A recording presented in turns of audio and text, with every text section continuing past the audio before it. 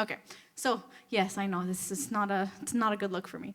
Okay. So, this is part 2 of a series called Lost and Found. So last week we talked about finding joy in times of despair. So joy is lost and we're finding it. That's the whole lost and found portion. Today we're going to talk about finding solace in solitude. So initially this was called isolation, but Abuna Thomas doesn't like that word. But I'm probably going to use that a lot. So excuse my slip if I slip, okay? So solitude, isolation, loneliness, abandonment, we're all talking about a similar theme. Toby. We're all talking about a similar theme. And what I want to do is just define it before we delve a little bit further deep into it. So what we're talking about here is the state of feeling alone and being sad about it. The reason I'm saying feeling alone is because just because you're lonely doesn't mean you are alone. Or just because you feel abandoned doesn't mean you have been abandoned, right? So we're not talking about what your circumstances look like, whether you are or are not alone. We're talking about how you feel. So if you feel like you're alone, if you feel like you're lonely, if you feel like people have abandoned you, that's what we're talking about. But it's in no way a reflection of your actual situation, okay? And this feeling is very representative of fear, particularly the fear of not receiving your needed care and protection. So when I say needed, I have capitalized needed there because every person has this need. Every single person has that, and it's not bad. It's not something that's wrong. It's not something that's sinful. And it's not something that makes you weaker because you have insight into the fact that you need it. Because whether or not you have insight, it doesn't change the fact that everybody needs this, okay? Everybody needs to feel like they're surrounded by people. Everybody needs to feel like they're in communion. And nobody wants to feel lonely or abandoned or isolated. No matter who you are, no matter how much of an introvert you are, no matter how much of a social hermit you are, everybody at some point needs to feel like they're part of a community.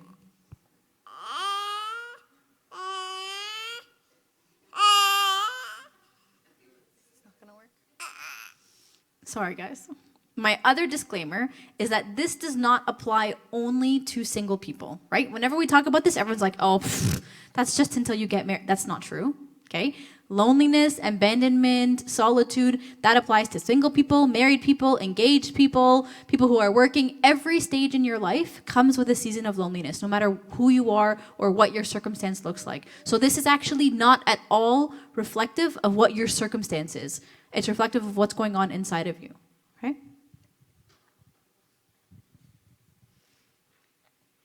So like we said, loneliness is not reflective of your circumstance. So you can feel lonely, but not actually be alone. And just a quick imagery is imagine a little child who's lost in a mall. They feel lonely, they're feeling scared, but they're surrounded by 1,000 people in a mall. So like I said, it's not reflective of your circumstance. What this feeling looks like or sounds like is, you're surrounded by people, but nobody's with you. Nobody's on your side. Or you feel like there's 100 people around you that are talking to you, but nobody's listening to you. Nobody's hearing you out. Nobody's on the inside. That's really, if I had to sum it up, I would say nobody's on the inside with you. The interesting part about loneliness is it makes you feel like you're the only person who's in this situation. Loneliness in and of itself is very isolating. And which is very ironic because loneliness is probably one of the most common seasons of life.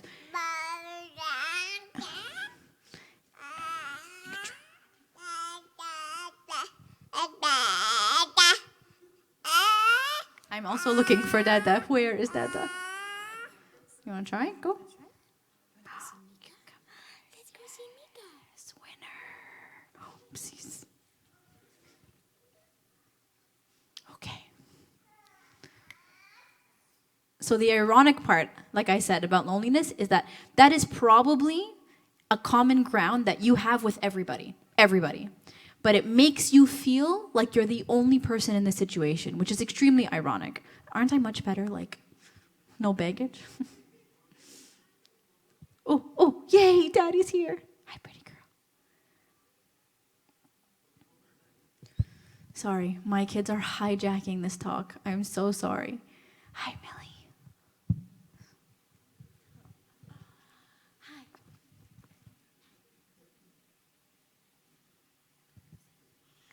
Hi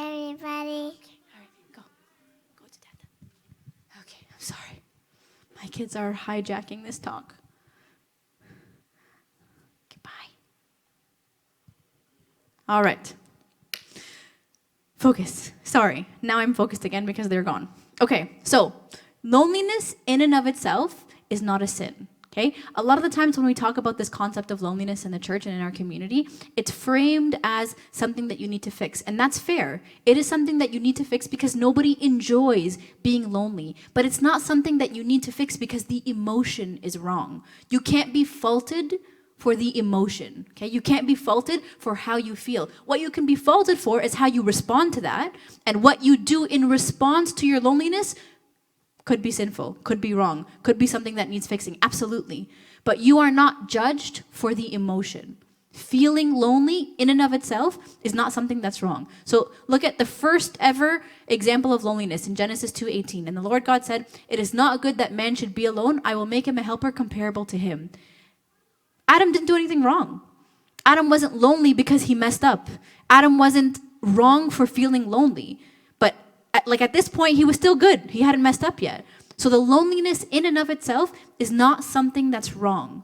It's what you do in response to the loneliness that could be wrong. And that's sort of what we need to talk about. So the fear of being alone can make people do crazy things, right? Think about the way people sort of cope with loneliness on a mainstream level. So you have your workaholic who just buries themselves in work. You have your shopaholic who just buries themselves in material objects. You have your relationship-aholic, okay, who even though these physical relationships are meaningless, they feel that it's better to at least have somebody physically present, even if they're not emotionally present, than to have nothing at all. And then you have the friends with non-physical benefits. So the reason I put this in with a little bit of an asterisk is because this is something that's becoming more and more prevalent, I'm finding, in the generation that's just below or 2 generations below me, where you'll have either a guy or a girl, and because they feel lonely, they surround themselves with friends of the opposite gender, okay? And they will call it a platonic friendship, but it's quite obvious that the other person does not feel platonic about it at all. And they know this and they have insight into this, but it makes them feel good. It makes them feel like they're not lonely. It makes them feel like they're not missing anything. And so even though they know that this person in front of them really feels something strongly for them that's more than friendship, they'll continue to keep this type of person around because it makes them feel better. It takes away that loneliness a little bit. This for me is something that is very hard for me to swallow. Very hard. Because the person who has insight into this and is doing it anyway, it's very selfish. Okay? It's destructive to that person on the inside because they're not coping with their loneliness appropriately, and it's destructive to the person in front of them because they're just keeping them in this rut and not letting them move on even though there's no hope. Okay? So all of these coping mechanisms are to cope with the concept of loneliness or being alone or feeling like you are alone or you've been abandoned or there's nobody in your corner. Everybody cares about what other people think. Everybody has a need for acceptance. Everybody, okay? This is not something that's unique to a personality type. It's not. The way you respond can be unique to a personality type, and the way you respond can be unique to how much effort you put into this issue, but the base need is something that we all share, every single one of us. So, how do we fix it, okay? I don't know. Let's go to somebody who had a lonely season, okay? Every single person here has one, had one, or is going to have one, okay? Sorry to be the bearer of bad news, but every single person here, if you're not in it right now, it's coming, okay? And if it's not imminently coming, it's because you just got out of one. Every single person, okay? So we're all on the same playing field here. St. Paul, okay, giant of faith, lonely season. Okay? One of many, okay? But this for me is the one that is the best documented. So the words are a little bit smaller than I imagined because it's a long passage. So if anybody has a Bible or Bible app that they want to pull out, it's 2 Timothy chapter 4.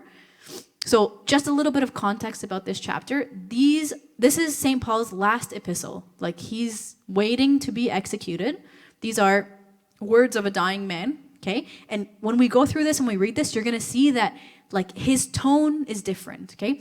Every one of his other epistles, there's a tone of like hopefulness and like, you know, they can't get me down and I'm good and this and that and everything is for the glory of Christ. This one, okay, While he still maintains that Christ is his salvation, you can see that he's almost accepted what's happening.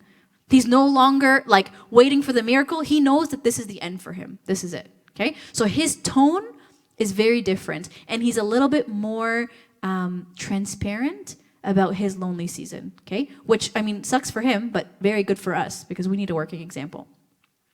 Okay, can anybody pull it up? Does anybody have a Bible app? Because I'm sure you guys don't want me to be reading it to you. Anyone? Bible app? Or Bible? Old school? No? Okay, I'll start. And the first person that can pull up a Bible app, just interrupt me. Yes? Nobody's reaching for their phone. Okay. For I am already being poured out as a drink offering, and the time of my departure is at hand. I have fought the good fight, I have finished the race, I have kept the faith. Finally, there is laid up for me the crown of righteousness, which the Lord, the righteous judge, will give to me on that day, and not to me only, but also to all who have loved his appearing. Bible app? Anyone? No? 2 Timothy 4. Thank you, Steph. Thank you. So I just finished 6 to 8, so can you start at 9?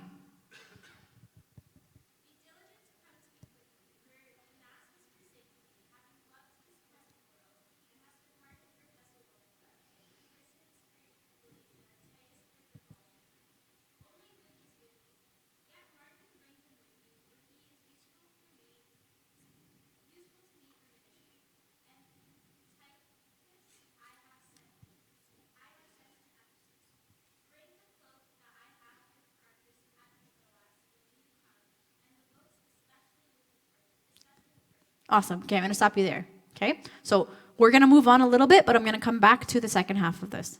So how do we know that St. Paul is in a lonely season? Okay? What are the things that have contributed to putting him into this lonely season? Things that are common between all of us. Okay? Things that will probably put us into a lonely season as well. Okay? First, change. So if you look at the first part of that passage, for I am already being poured out as a drink offering, and the time of my departure is at hand. I have fought the good fight, I have finished the race, I have kept the faith. Finally, there is laid up for me the crown of righteousness, which the Lord, the righteous judge, will give to me on that day, and not to me only, but also to all who have loved his appearing. He knows it's done. He knows his life is over. He knows his run is over. Like, look at the difference in this tone versus everything else he's ever written, okay? I have fought the good fight.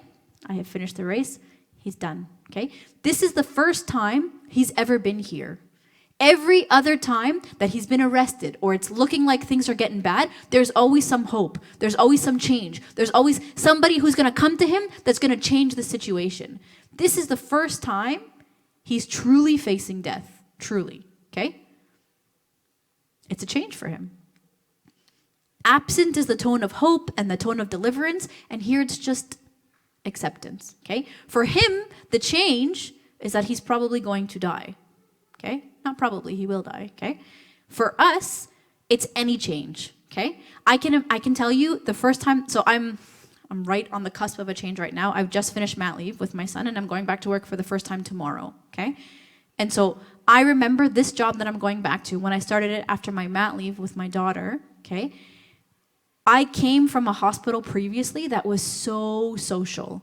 Like, we had social events, like just our team, like multiple times a week. Like, we were all truly, actually friends. We were all around the same age. Like, we were all equals. We were just a department, like, where everybody's the same. And we were so social, okay? When I took this job after my mat leave with my daughter, it was a huge change for me because, like, I'm no longer like in the trenches with everybody else. And I remember the person who had this job before me told me, Sarah, it's a great job, but just so you know, it's a very lonely job. And he was right.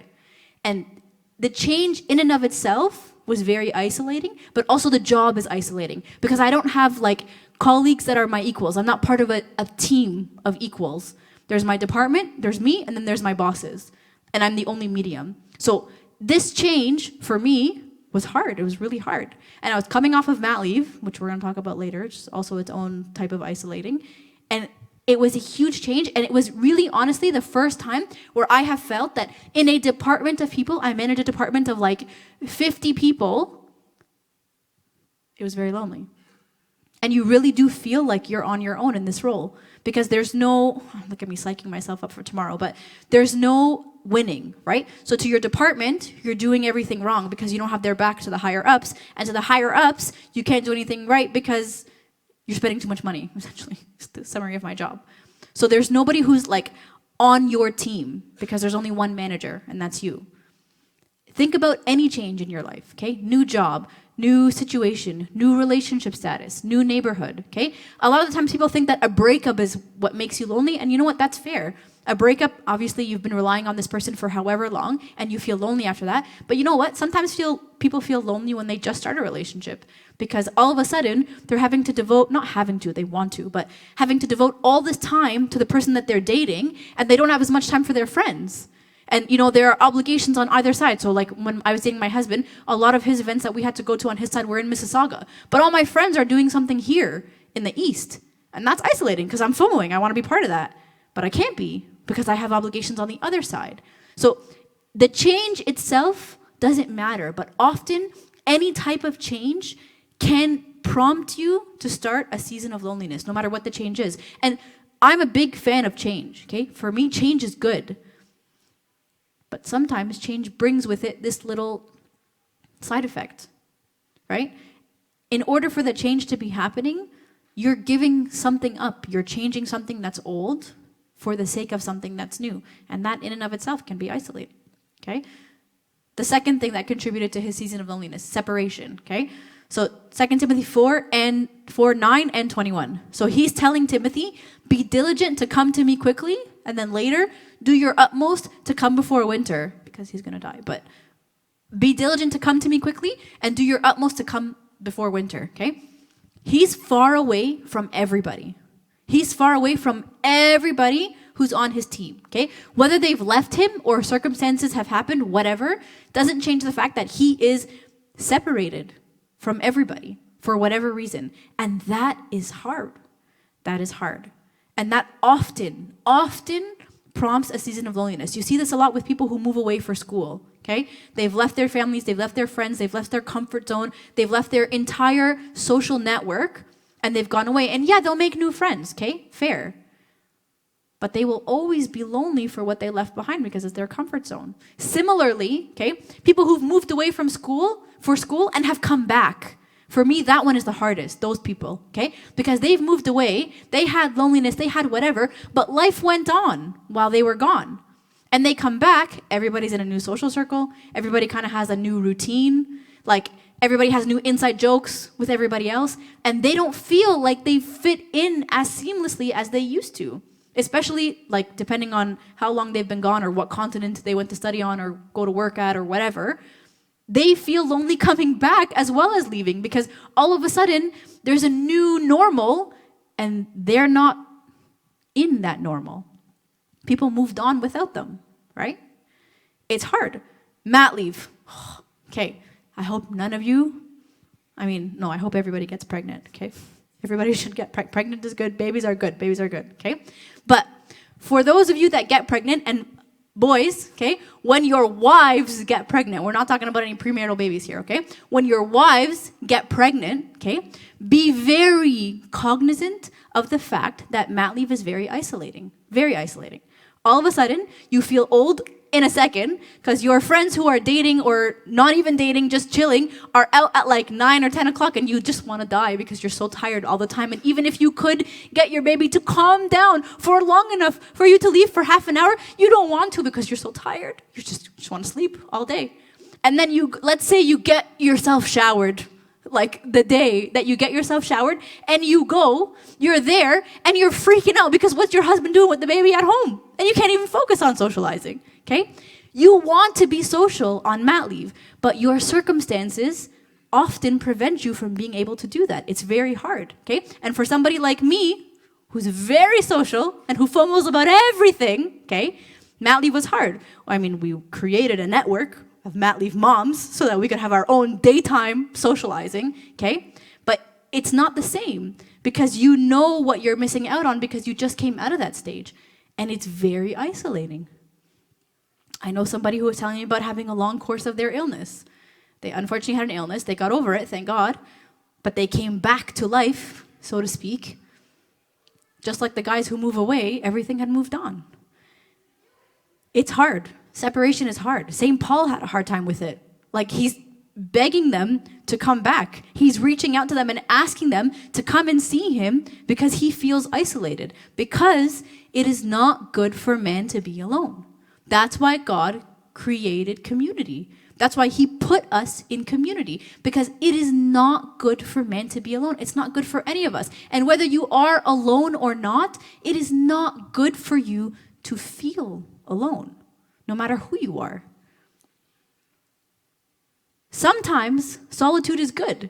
And depending on your personality, your percentage of solitude may be higher than others. But ongoing solitude, 100% of the time, that's not how we were created. It's not how we're wired. No matter who you are. I say we, but it's not me. It's me and the generation above me. We were called the most independent generation, okay? That was a generation where people got up, left home, moved countries for jobs, picked up their family and whatever, and that's great. But that independence can often be found side by side with loneliness because of the season of change and because of the separation that comes with independence. So we need to be cognizant of what that can look like, because you never want it to just creep up on you and then you crumble, okay? So the third factor that contributed to St. Paul's season of loneliness is opposition. Oh, this is the worst, okay? So if you look at verse 14 and 15, we skipped that part. I stopped Stephanie right before it. Can you go back to it? Sorry, Steph, put you on the spot there. Or if anybody else has a Bible app, any takers?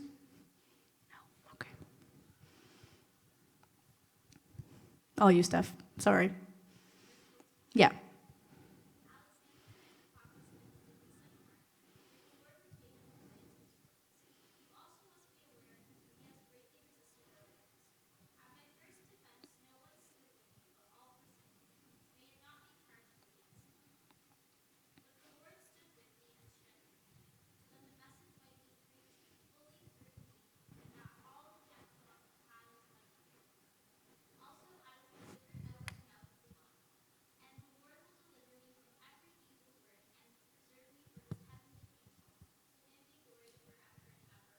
Okay, I'm going to stop you there, okay? So, here we are. So 14 and 15. Thank you, Steph. Alexander the coppersmith did me much harm. May the Lord repay him according to his work. You also must be aware of him, for he has greatly resisted our words. So it's one thing to feel like you're alone, okay? And there's nobody with you, and there's nobody going through it with you, okay? But to feel alone and attacked is one of the hardest things. And like, it is almost a surefire way to kickstart your season of loneliness, the current one, to feel alone and attacked, okay? I'll give you an example. My daughter had a PA day on Friday. Thursday night, she came home and she said, Mama, I want to tell you something. My daughter's 2, she talks a lot. She talks like she's 22, okay? And I said, sure. There's a boy in her class whose name is Arnav. Very diverse, okay? She said, Arnav is having a birthday party, and he told me that I can't come. And I can't come because I'm too small. I was going to kill Arnav, okay? I was literally, like, this is the first time my daughter has ever endorsed, like, whatever, being left out or whatever. She's 2, like, come on. But her class has people that are older than her, too. Arnav said I can't come to the birthday party. I had to, like, be rational. I had to, like, take a second and, like, just, their children is fine. Do not find Arnav's mom's number. Like, don't do that. Like, don't fight her battles for her. But she was really upset. And my daughter, I don't know if you guys know her very well, my daughter is very, like, sassy, okay? Like, she doesn't care about people. And if there's something happening at church, she just finds new friends. Like, she doesn't care, okay? But the insult was that Arnav said I'm too small. Like, she doesn't want to go to the birthday party. She doesn't care about the birthday party. But how could he say that I'm too small? I'm not small. I'm big. Mama, I can reach the tap now. I know, Habibti. You can reach the tap now. But she felt like not only left out because everybody in the class is going to the birthday party. I don't know if everybody in the class is going to the birthday party. And I didn't dig into it because, like, she can fight her own battles. But if that's the case, okay, Everybody in the class is going to the birthday party, okay? And not only is she not invited, she's too small. It's insulting. It's insulting, okay? Being attacked and feeling alone is probably the worst thing, okay? I'll give you an example that I probably shouldn't talk about in a public setting, okay?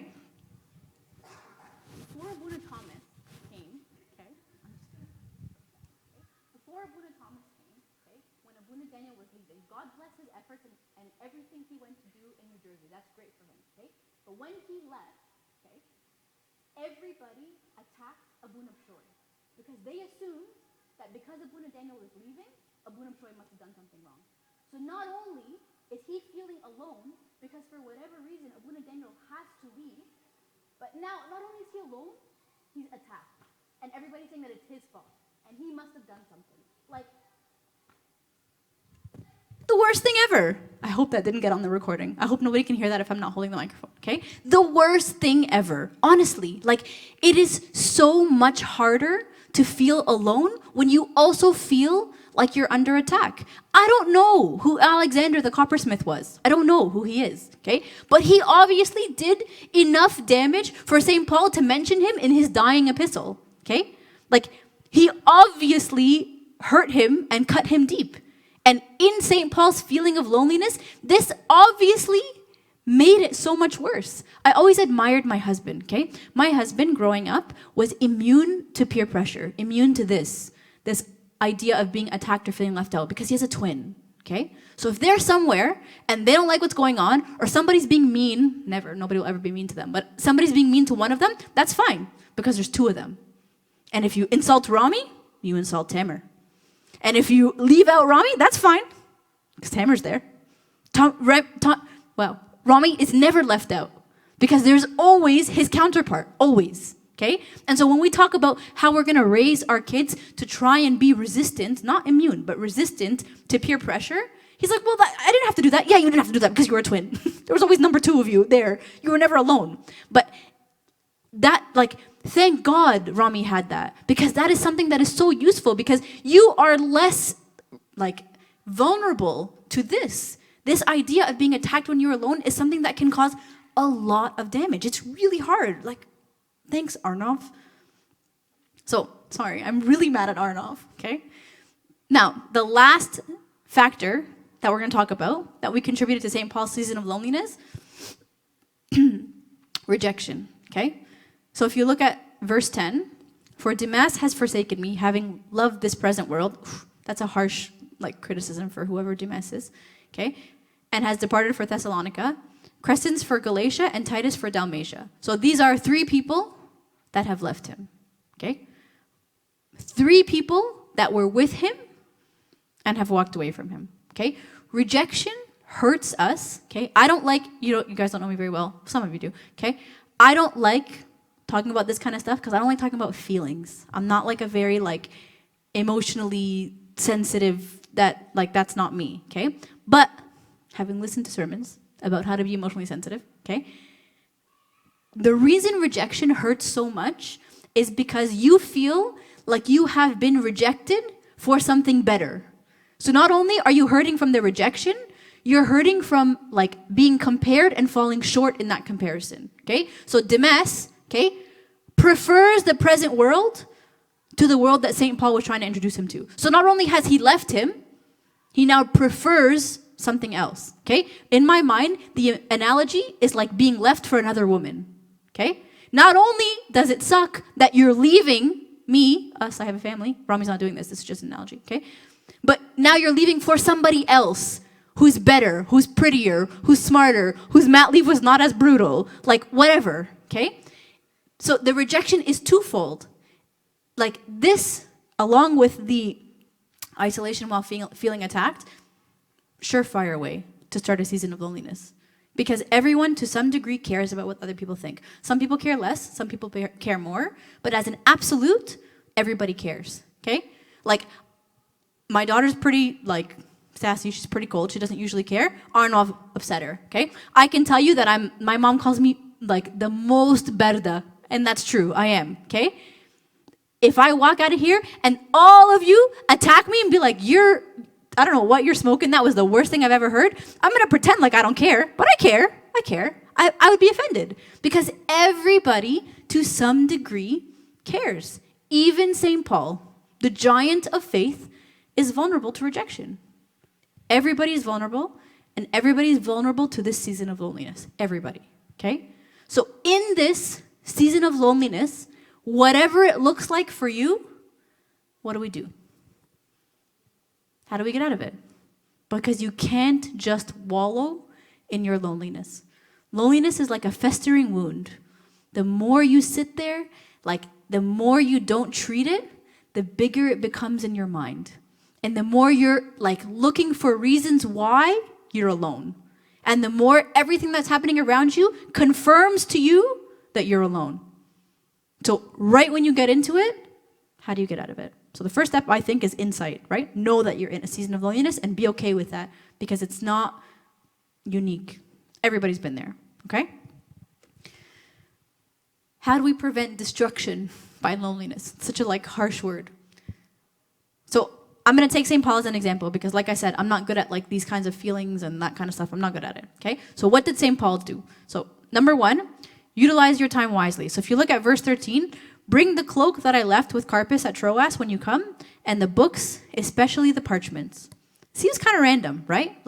He's dying. He's just listed every single person that has left him. He hates everybody. He's given up on life. He's accepted that he's going to die. But bring me my cloak and my books. But you're dying. Why? Okay? This is the perfect example of when life gives you lemons, make lemonade. Okay? He resisted. He's in prison, okay? And I'm sure the prison is cold and dank and it's hurting his bones because he's old. But he resisted the temptation to just wallow and to just feel sorry for himself and to just woe is me and just sleep all day and just fester in his lonely season. He resisted that, okay? He saw an opportunity and he took it. Why did he ask for his cloak? Okay? I'm sure it was cold. I'm sure that prison was cold. He's old, I'm sure he's cold, okay?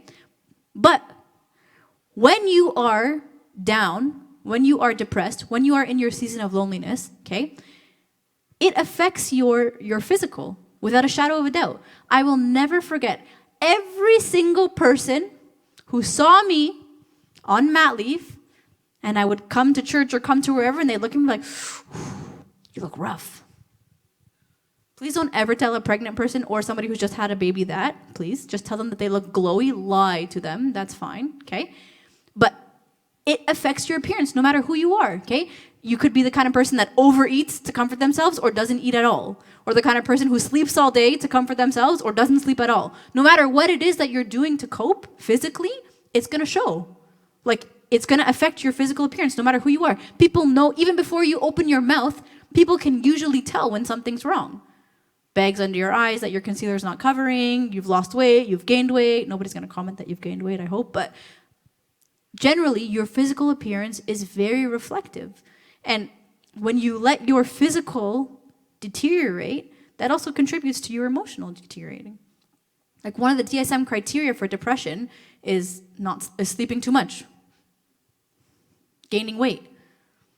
It's a physiological link between your emotions and what you do with your body. St. Paul knew that. So in order for him not to get himself down, he was trying the best that he could in whatever capacity he could to take care of his physical so that he could bring up his emotional. Because you let one deteriorate and the other's going to deteriorate. So he said, okay, let me get my cloak so I'm not miserable all day and miserable and complaining about why I'm so cold all the time. And then we go through the season of loneliness, okay? The second thing was his parchment and his books. Every time St. Paul was imprisoned, he wrote something. Every time, okay? I don't think it's a coincidence that he was in prison so much, okay? What he did while he was out of prison was amazing, okay? He converted thousands. He was responsible for so much, and we owe so much of modern-day Christianity to St. Paul. But what he did while he was in prison, in his seasons of loneliness, is immortal. I didn't know St. Paul. He didn't convert me. But I'm reading his letters because of his season of loneliness. These works that he wrote during his season of loneliness are what lived on, are what propagated the faith, are what we cling to and what we hold to right now when we're not sure what to do. That was in his season of loneliness. I don't think it's a coincidence that he only did that when he was in prison. Like, maybe God knew that he needed to be chained up in order to get him to sit down and stop being so busy and write something. But those writings accomplished a lot. I'm sure that he was not in the right frame of mind. I'm sure that he was down and he was lonely and he was not like in his best mind space. But did he do it? Yeah. Did he see the opportunity? Yeah. Did he utilize his time appropriately? Yeah. Everything is an opportunity. I learned that from Abunab Shoy. Abunab Shoy, you could run into him at like Costco, okay?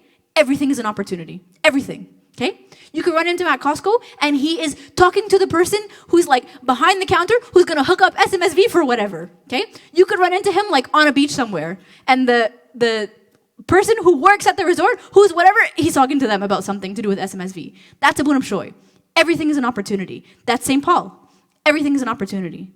Always on, always working, always trying to see what God is trying to make of this time, what God is trying to make of this conversation, what God is trying to make of this season, because there's something, okay? What God made of St. Paul's lonely season was these immortal works, okay? That's what he made. What is he trying to do with your lonely season? What is the productive that he wants you to be, okay? I didn't ask Abunab Shoy, but I'm sure in Harvard, there's like 100 people there that are going to somehow end up at SMSV. I'm sure. Because he's always on and everything's an opportunity. Number 2. Let go of hurt, okay? So he was very mad at Alexander the coppersmith, okay? Whoever that was. He was also mad at everybody who left him, okay? These are people that he, like, they were his disciples, people that were supposed to be, like, had his back, on his side, like, his inner circle, okay? At my first offense, no one stood with me, but all forsook me. May it not be charged against them. If this was me, okay, if you were reading this letter from me, I would have been like, yeah, at my first offense, no one stood with me, but all forsook me. May it not be charged against them. Like, I'm not really forgiving. Like, I'm using it to point out the fact that I hate you, okay, basically. That's not him. He really means it, okay? He really, like, I mean, he's dying. Like, khalas, it doesn't matter. If they come now, it doesn't matter. He's dying, okay? He really means, may it not be charged against them. Because holding on to hurt feelings and anger is more isolating than anything else, okay? Holding on to why you're so mad at somebody is more isolating than whatever your circumstance could make you feel, no matter what. And everybody's been through this. Everybody has unnecessarily held a grudge against somebody, and then once it's over, you've let go, like, life is so much easier. Unfortunately, holding on to that keeps you in your rut. It keeps you from moving forward. It keeps you from digging yourself out. And he knew that. So X, Y, and Z have left me, but may not be charged against them.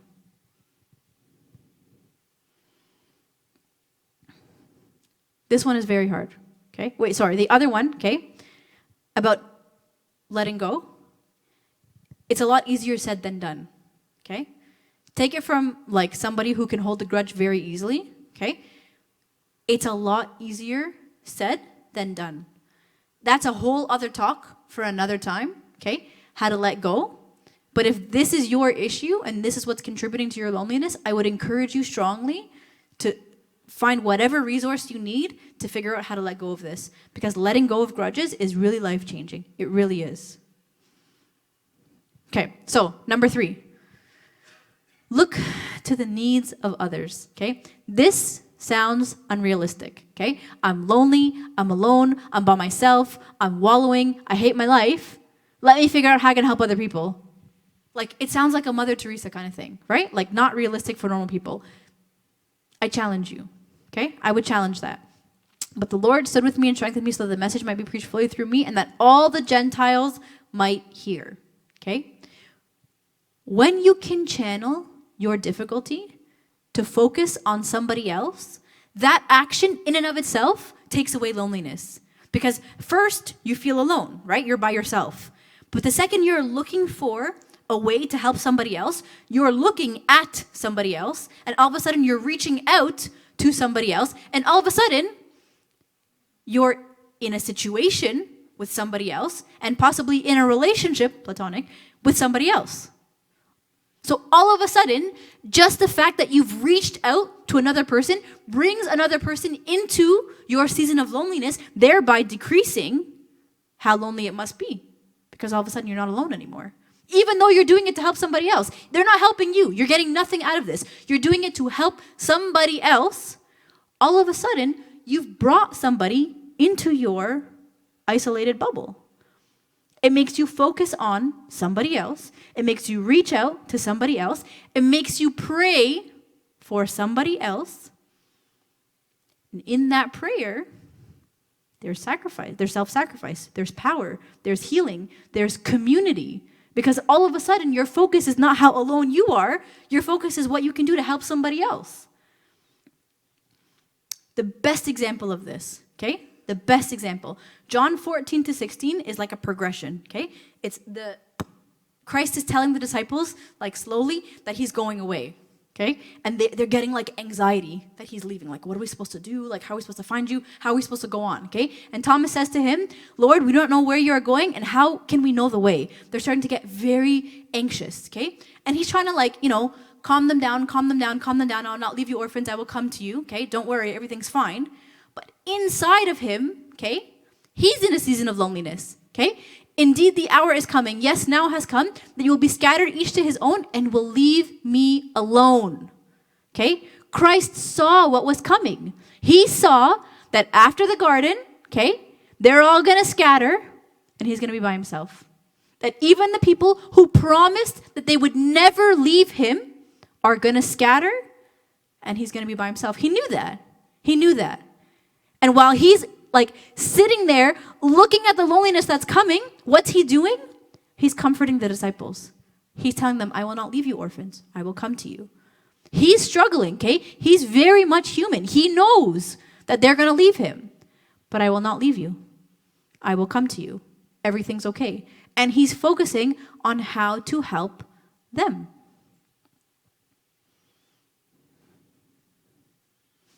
It sounds counterintuitive, but if I had to pick, no, I'm not going to do that. It sounds counterintuitive, but it is highly effective. Highly effective. Shifting your focus can make a world of difference. And the last thing, okay? The hardest.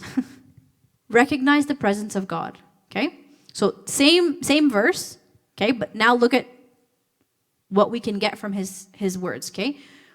But the Lord stood with me and strengthened me, so that the message might be preached fully through me, and that all the Gentiles might hear. And I was delivered out of the mouth of a lion. Great.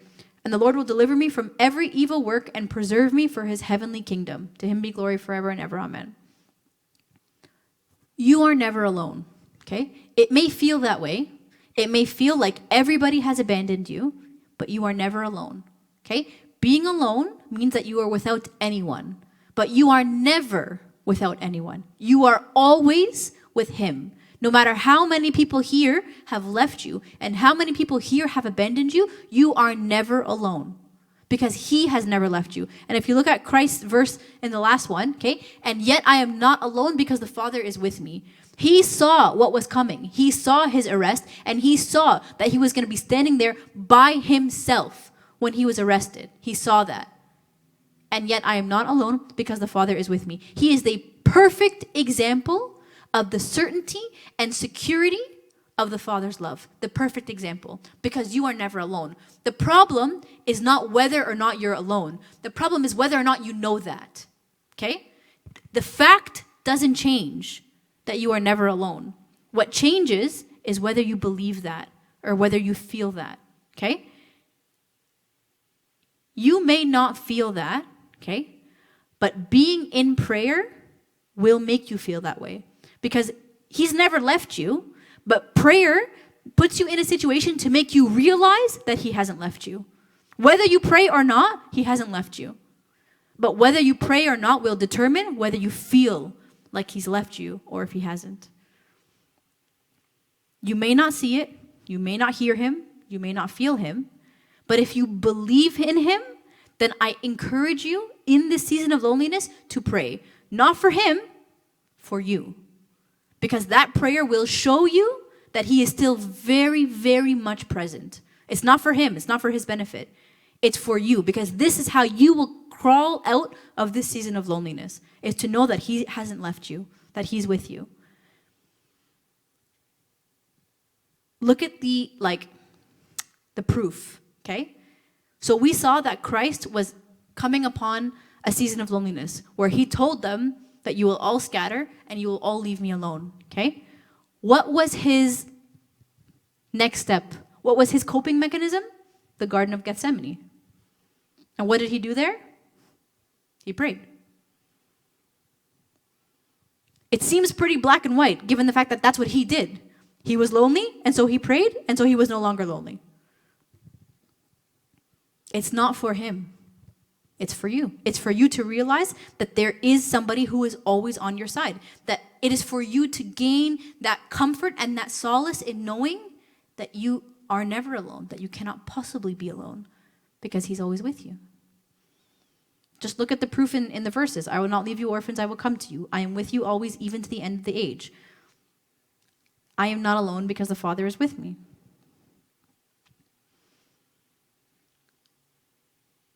So the way this loneliness thing works in my mind, the way it looks to me, is, you know those like cartoons of like somebody who's very down and there's like a rain cloud that's following them everywhere, and like they walk this way and the cloud comes this way, and then they walk this way and the cloud comes this way, and there's sunshine everywhere else, but just on top of them there's a rain cloud, okay?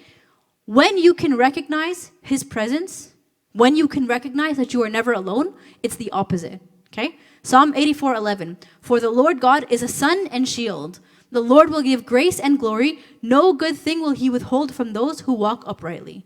So all of a sudden, you go from being that person who the rain cloud is following you, to all of a sudden you be that person who the sun is following you. Every step that you take, the sun moves behind you. Because all of a sudden, your perspective has shifted, and you realize that even though you may have felt alone, you were never actually alone, because he will never leave you nor forsake you. Any questions? Okay. So Verena Weddy is not here. She normally does the